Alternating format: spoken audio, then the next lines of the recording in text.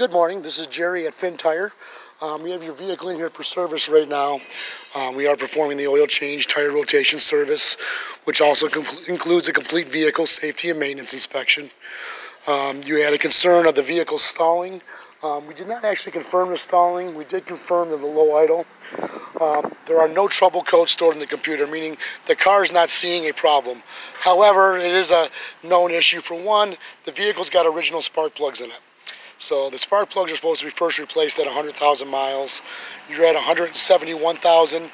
That's a good place to start. But that's not even what's causing the low idle. On the low idle, we took the snorkel or the air intake off of your throttle. This vehicle has an electronic throttle. The throttle is caked with carbon. So ultimately what the vehicle is going to be recommended is that the throttle be manually cleaned, and then we do a top engine cleaning, or what's called a motor vac service, which removes carbon from the top of the engine, as well as cleaning fuel injectors, combustion chambers, so that the engine can breathe. Ultimately, if the car can't take any air in, it basically suffocates the engine and puts out the flame, and that's why it's stalling. While we have it on the lift, I want to show you a couple other things. You had a concern with the exhaust. The exhaust itself, I don't know if we can be able to see here, but there is a hole up on top of the muffler.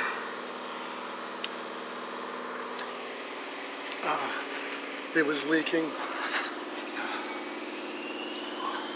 right here.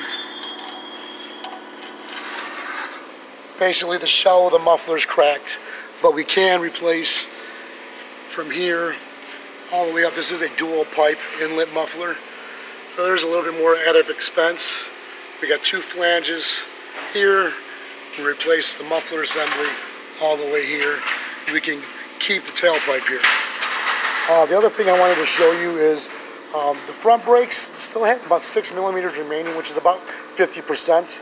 The pads themselves aren't moving real freely, so it'd probably be a good idea to do a service on the front brakes. The rear brakes, surprised you're not grinding yet, because you literally have no brake pad left. Get up, I'm trying to get an angle here for you. The brake pad itself is worn to the point.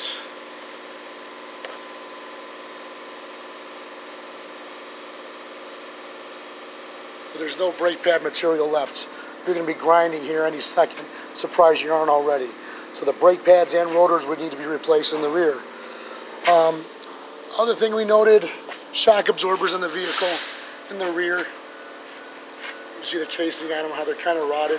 Those could actually rupture. But the front struts, which the struts, what makes them strut is that they also have a spring. And you can see these are probably original equipment, and they're dry. But if you come over to the passenger side is what we call blown out, where it's actually leaked out all the fluid. You see all the road grind that's sticking to the oil that used to be in the strut. And last but not least, the tires on the vehicle. You did have a tire pressure light on, but I couldn't even if I found a leak in a tire.